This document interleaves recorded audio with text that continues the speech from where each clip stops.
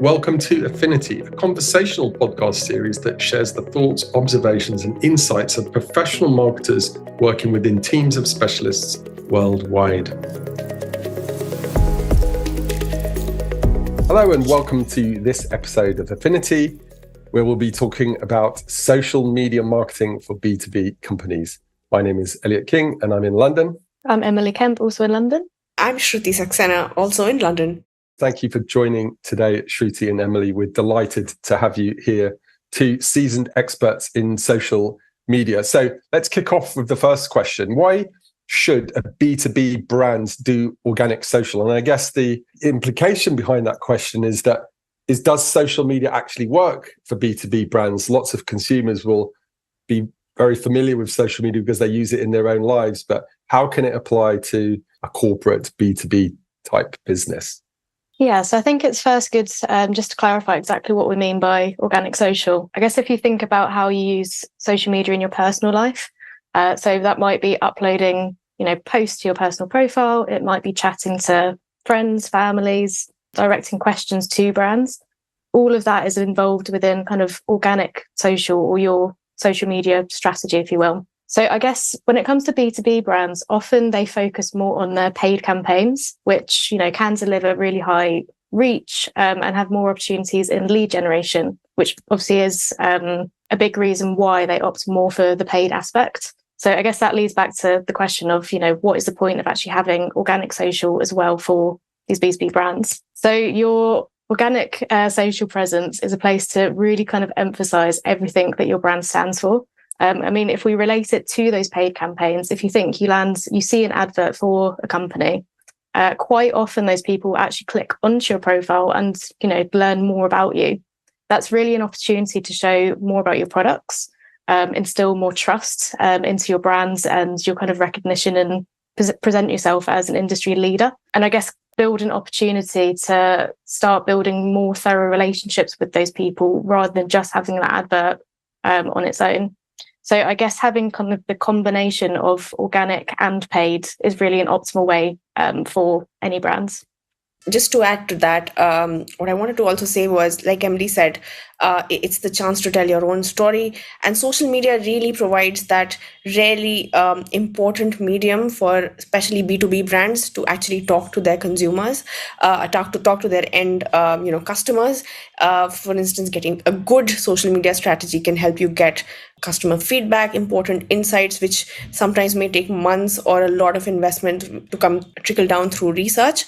And that really is more of a two-way communication that social media provides you. An organic social media opportunity can provide to a B2B business, which may be missing via just like a paid strategy that a brand may have. So, Emily, in your day job, when you're helping brands, B2B businesses get up and running on social media, is there a strategy? Is there an approach? And what can you outline what sort of process they should be following? The first step is always that audit and strategy process. Essentially, what you're doing there is really trying to understand where the business is right now, where they want to get to, and essentially the journey between there to make that happen. So it's kind of like a roadmap for what they've got to do now and what they're going to do tomorrow and next week and next month and so on. Exactly that. I guess making it relevant to their business, their industry, what's happening on social, and anything else that might be relevant to them at that time. And what about this audit then? Are you looking, obviously, I'm guessing you're looking at the brand itself and their social profiles. Do you look at competitors? Do you look at their audiences? And how do you go about doing that? Literally all of those things that you just mentioned. So I guess one of the first things is looking at the brand itself. So really making sure you have an understanding of who the brand is, what their USPs are, all the main messages that they want to be delivering themselves. We then look at their actual social profiles to see how they have been doing that so far. So if there's any key messages, if there's any key formats or imagery which has been doing well for them so far, we know then to kind of continue doing those things and take it forward into their new strategy. On the other hand, there might be new opportunities that come out of this sort of research. So we might be looking at their competitor pages who might be doing things slightly differently. The idea then isn't to directly copy competitors, obviously. We want to then adapt it and make it fit for the brand and what they're trying to say as well. But you always can take inspiration from other places as well. And so once you've got this plan and you're moving into an implementation phase, what does the daily, weekly, monthly process look like from that point?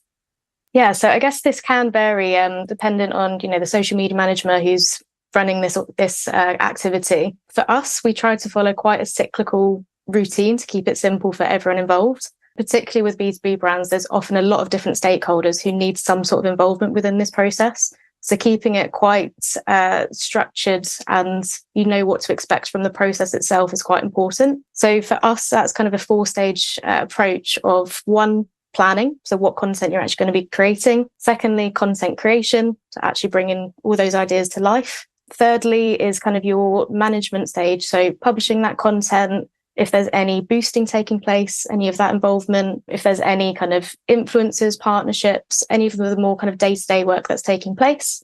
And then lastly is reporting. So seeing the results from all of that activity that has taken place.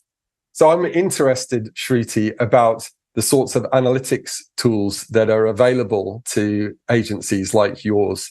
How much data do they actually have access to? How useful are these tools in the audit phase, but also in the ongoing reporting phase? Yes, so these tools are massively helpful. They do have access to a wide range of data. And the advantage is that as an agency, we have access to multiple tools. So some of them may have constraints in some terms.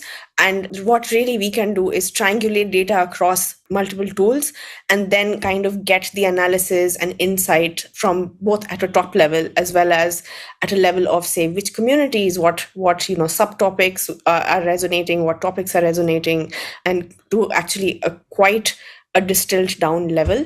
So yeah, they are massively useful. They are quite comprehensive. But having said that, yes, it doesn't mean that we are able to distill down to like each level of like what post on what channel. I guess they must come with a big price tag, right? Oh, of course. Yes, yes, they do. So I guess just to add on to this point, historically, most of the social listening data and insights we have been able to obtain has primarily come from Twitter data as the most kind of open source channel out of any social media channel. Twitter meaning X now, right? X, yeah. Sorry, even I get that wrong still.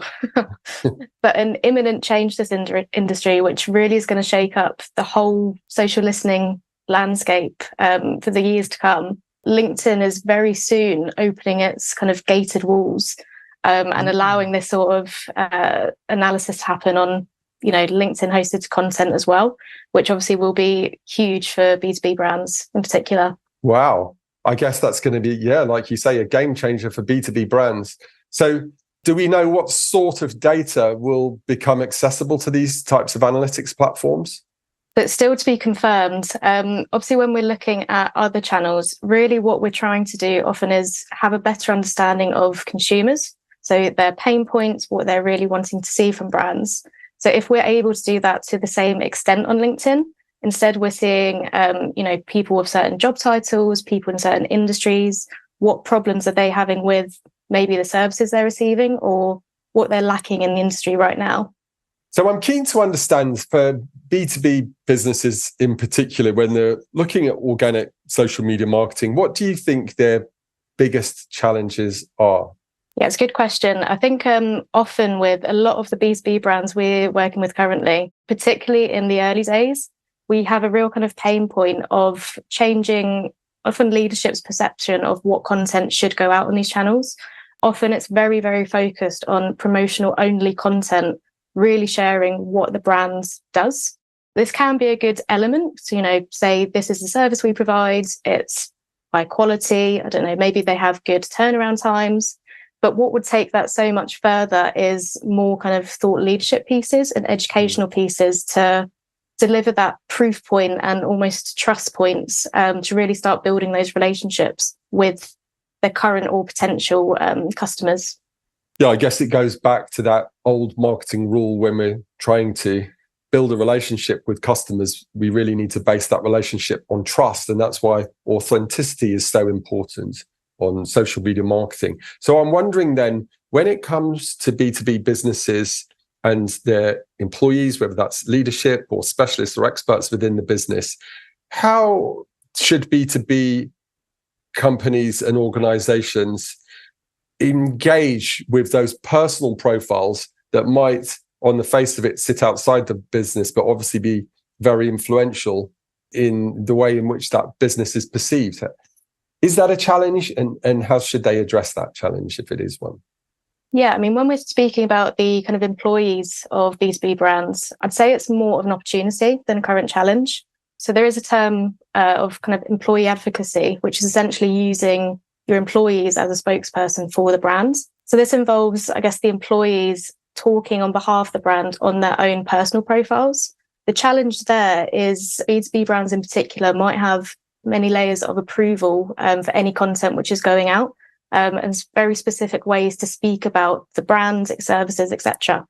So one way you can kind of overcome this is actually instill a employee advocacy program where the brand itself is actually creating the content, getting full approval, and then handing it off to its employees to share on their own profiles.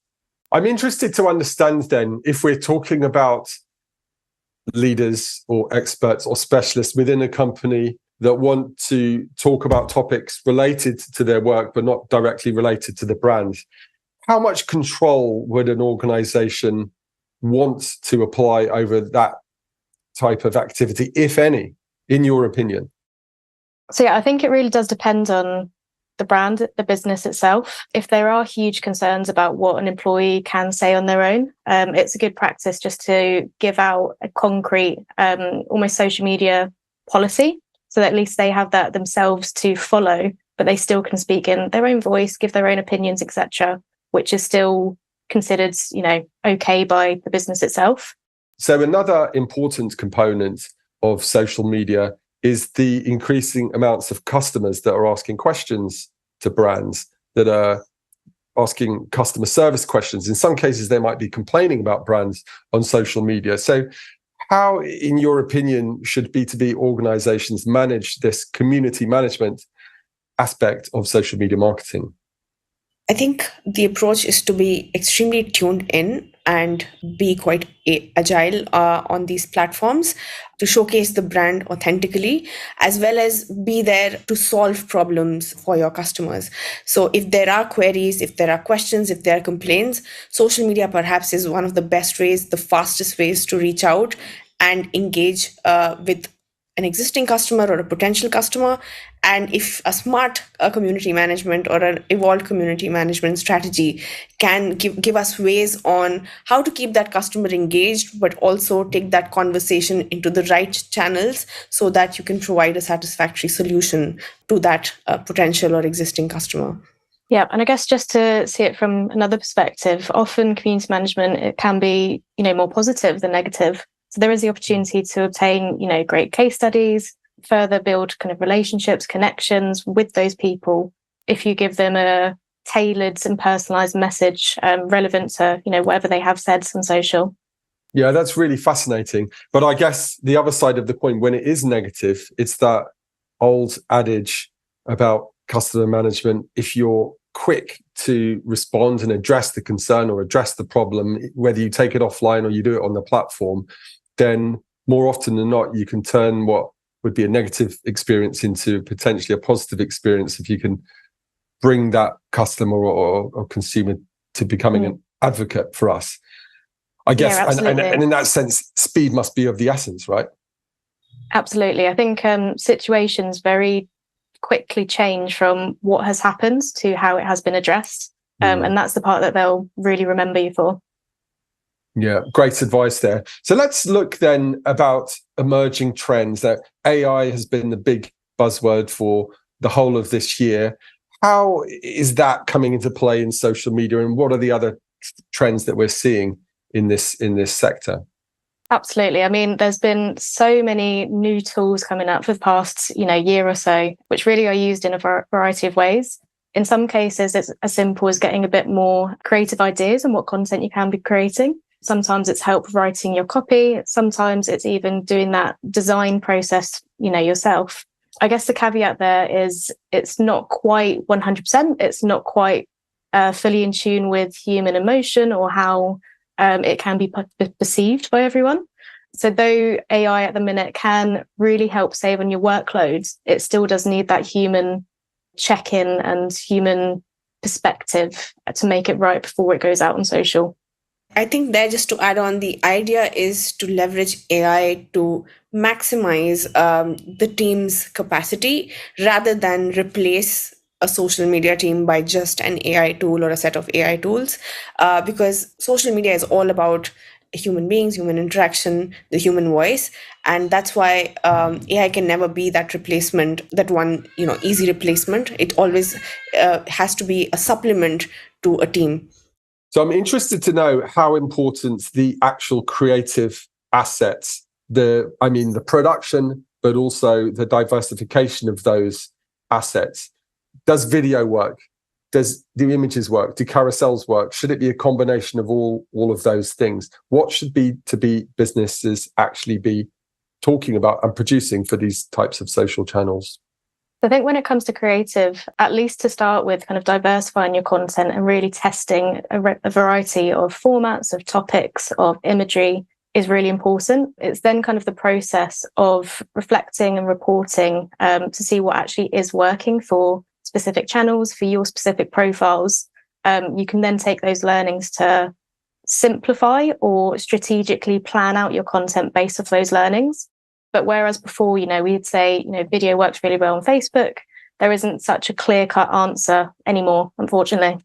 So the types of skills required to run a social media marketing strategy, based on our conversation today, it sounds like there's a very diverse set. We're talking about analytics, analysis, we're talking about content production, we're talking about, obviously, creative skills to produce video and multimedia content, administrative skills to manage the scheduling.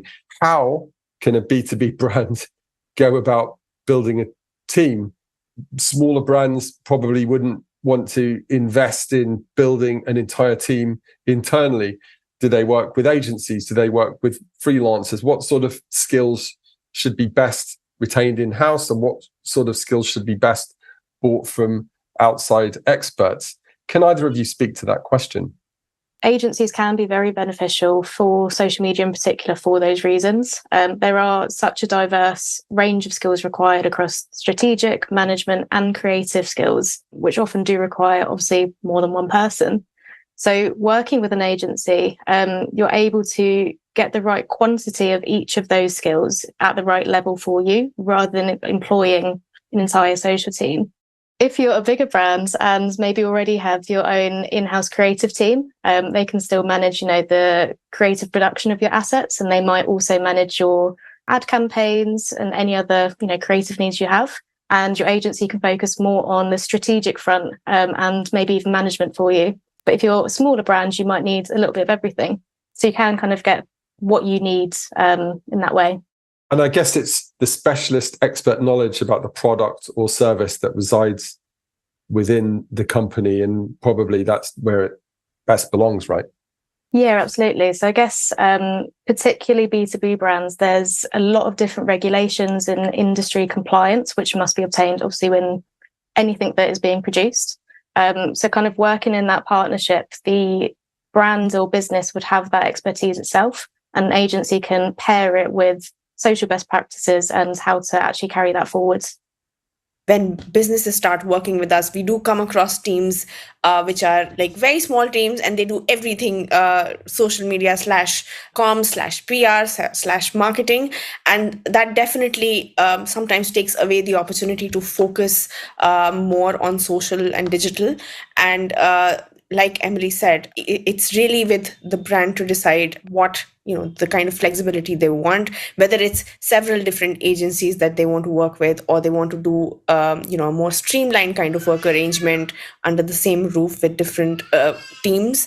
They can do that. But like Adit, you said, it's probably best sometimes to retain the core expertise, the core subject matter expertise within their in-house team, and then work with agencies to supplement that, leverage the agencies' knowledge, the subscriptions and access that they have to different tools, media, and make the most of that agency relationship. I guess the other advantage for B2B businesses, particularly ones that are quite new to social media, is that when they work with an agency, as well as the actual output, that social media content and the growth in engagement and followers and so on and so forth, they're also getting access to intellectual property in the sense of the business processes that are set up to plan the month's activity, the process to get internal sign-off for those campaign assets, the creative production of those assets, the way that the impact and the effectiveness of those assets is measured, and the reporting framework that you put in place, it becomes part of that business process and the internal IP that they're able to run with and develop, so that over time they can continue to develop as social media channels and the internet more broadly develops. Yeah, absolutely. And I mean, depending on the client, again, in some instances, we'll run the audience strategy and then continue to help support the management. In some instances, we might do that strategy and then actually do some training to actually pass on those assets so they can run it with their internal teams themselves. So I'm interested, from the both of you, what are your big predictions for social media over the next year or so? What's going to change? I would say the biggest one for me is actually in terms of platforms and an actual platform shake-up. Right now, we're seeing LinkedIn introducing things like creators, influencers, which we've never seen before. When you think of LinkedIn, that's not kind of the first thing you think of, but it's becoming more and more prominent and is a big opportunity for kind of any brands working on there.